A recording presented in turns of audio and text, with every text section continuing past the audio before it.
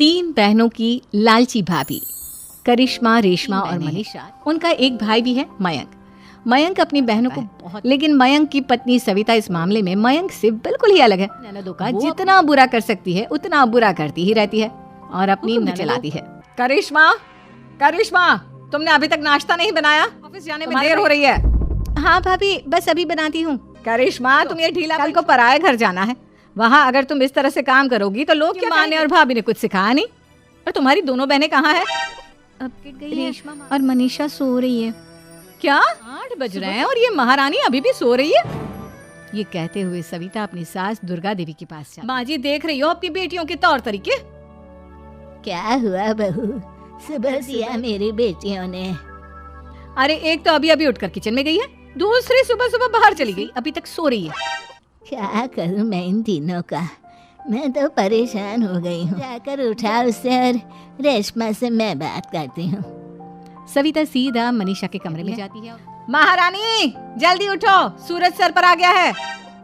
भाभी थोड़ी देर और सोने दो ना, मैं रात को लेट सोई थी। टेस्ट चल रहे हैं। शराफत से उठती है या नहीं, या फिर पानी की भरी बाल्टी डालूं तेरे ऊपर?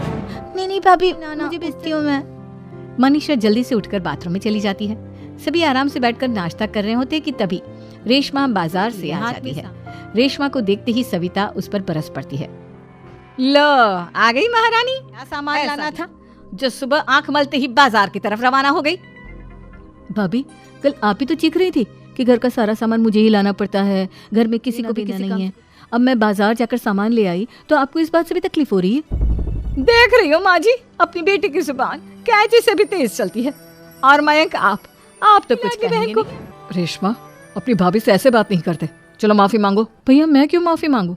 आप भाभी से बोलिए ना कि हम पर कम हुक्म चलाया करे। हम इस घर की बेटियां हैं और आपकी पत्नी की ननद है, नौकरानी नहीं। लो कर लो बात। इनकी भलाई के लिए कुछ भी बोलो तो इन्हें बुरा लग जाता है। इस घर में यही इज्जत है मेरी। देख लो माँ जी, आपकी बेटी किस लहजे में मुझसे बात कर रही है। सविता वहाँ से चली जाती है। मयंक को बहुत गुस्सा आता है, वो भी वहाँ से चला जाता है। फिर करिश्मा रेशमा को समझाती है। रेशमा, तुम्हें भाभी से माफी मांग लेनी चाहिए थी ना। लेकिन दीदी, मैंने कुछ किया ही नहीं, तो मैं माफी क्यों मांगू? हाँ करिश्मा दीदी, रेशमा दीदी जैसे ही घर में आई भाभी ही उन पर चिल्ला रही थी। हाँ, मैं मानती हूँ कि गलती भाभी की थी। मैं तो इसलिए बोल रही हूँ कि भाभी ने माँ को तो पूरी तरह अपने वश में कर लिया है। वो हमारी बात सुनती ही नहीं। मयंक भैया हमारे लिए हमेशा खड़े रहते हैं, इसलिए उनकी बात का मान तो तुम्हें रखना चाहिए था ना। कोई फायदा नहीं दीदी, कुछ दिनों की बात और है, भाभी उन्हें भी हमारे खिलाफ भड़का देंगी। फिर वो भी माँ की तरह हमारी किसी बात का विश्वास नहीं करेंगे। इसी तरह सविता अपनी तीनों ननदों को किसी न किसी बात पर परेशान करती रहती थी। एक दिन मयंक अपनी तीनों बहनों के लिए गिफ्ट लाया। करिश्मा, ये तुम्हारे लिए हार का सेट। रेशमा, तुम्हारे लिए सुंदर सी ड्रेस। और मनीषा, तुम्हें किताबें पसंद है ना, तुम्हारे लिए किताबें लाया हूँ। थैंक यू भैया। थैंक यू भैया। थैंक यू भैया। करिश्मा, तुम्हारा नेकलेस कितना सुंदर है, ये भैया कहाँ से ले आए होंगे? मैंने भैया को 3 दिन पहले फोन पर ये डिजाइन दिखाया था और आज भैया ये ले आए। सविता तो अपनी ननदों के गिफ्ट्स देखकर जल गई और करिश्मा का नेकलेस तो उसे भी बहुत पसंद आया था। अपनी बहनों के लिए कितना अच्छा नेकलेस लेकर आए हैं, मुझे कभी कोई गिफ्ट नहीं दिया। मैं आज ही ये हार चुरा लूंगी। रात में सविता करिश्मा का हार चुरा लेती है और इसी तरह उसे अपनी ननदों की जो भी चीज अच्छी लगती वो उसे मांगती नहीं, बल्कि रात के अंधेरे में चुरा लेती। इसी तरह दिन बीतते गए और सविता ने मयंक के दिल में भी उसकी बहनों के लिए नफरत पैदा कर दी। एक दिन मयंक ने करिश्मा और रेशमा के लिए रिश्ता देखा और ये बात उसने घर में सबको बताई। माँ, करिश्मा और रेशमा के लिए बहुत अच्छा रिश्ता आया है। वो लोग कल इन्हें देखने आ रहे हैं। आप और सविता मिलकर सारी तैयारी कर लेना।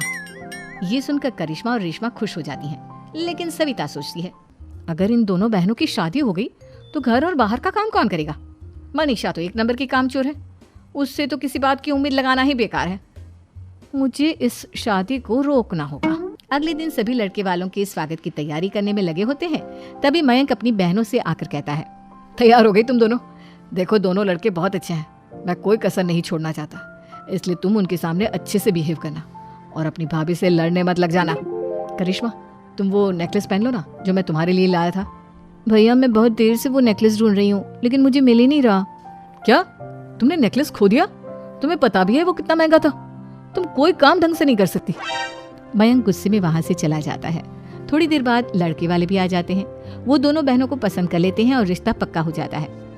लेकिन सविता के दिमाग में तो कुछ और ही खिचड़ी पक रही थी।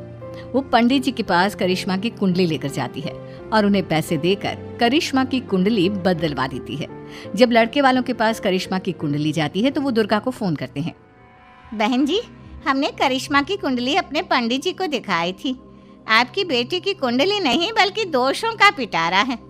देखिए, मैं और मेरे पति इन सब बातों में बहुत विश्वास करते हैं, इसलिए हम आपकी बेटी से अपने बेटे की शादी नहीं करा सकते। इस तरह करिश्मा का रिश्ता टूट जाता है और सभी घर वालों को बहुत दुख होता है। अब कविता सोचती है, चलो करिश्मा का तो रिश्ता टूट गया, अब रेशमा का भी रिश्ता तोड़ना है। क्या करूं क्या करूं?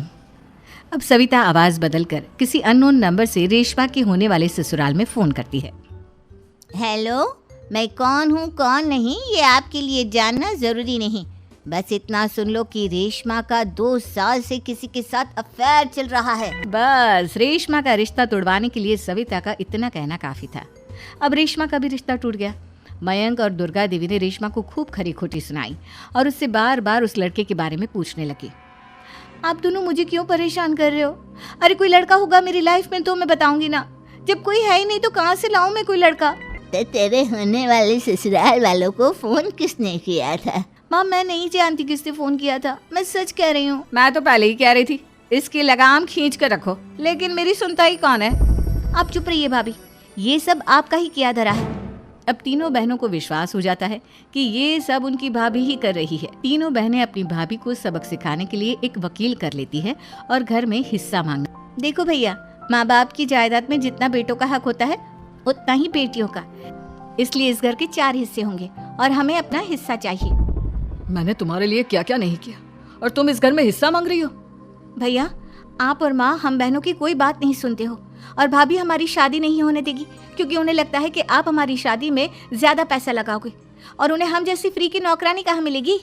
तो हम भाभी के साथ तो रह नहीं सकते, हम बहनों को अपना हिस्सा चाहिए। अरे तुम्हें शर्म आनी चाहिए अपने भाभी पर ऐसा इल्जाम लगाते हुए। वो तुम्हारे बारे में कितना सोचती है। हाँ माँ, भाभी हमारे बारे में बहुत सोचती है। दिन रात बस यही सोचती रहती है कि किस तरह से अपनी तीनों ननदों को परेशान करूं और कभी मुझे पढ़ने भी नहीं देती। दोनों बहनों का रिश्ता भी तो इन्होंने ही तुड़वाया है और रात में हमारे कमरे में आकर हमारी चीजें भी चुराती हैं। इसी तरह सविता की तीनों ननदें अपनी बात पर अड़ी रही। अब कोर्ट में तारीख भी शुरू हो गई। जब सविता को लगा कि उसकी तीनों ननद इतनी आसानी से नहीं मानने वाली, तो उसने अपने पति और सास को सारी सच्चाई बता दी और अपनी तीनों ननद से माफी मांगी। मयंक और दुर्गा को भी अपनी गलती का एहसास हो गया। अब सविता खुद करिश्मा और रेशमा के लिए अच्छा रिश्ता ढूंढती है और उनकी शादी करवाती है।